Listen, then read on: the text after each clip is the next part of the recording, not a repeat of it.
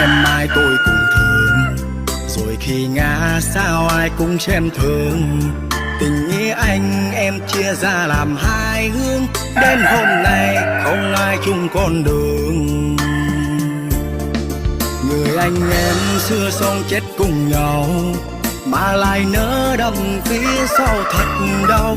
Niềm tin tôi như không cánh mà bay, anh em giờ mất hết coi như là đã chết.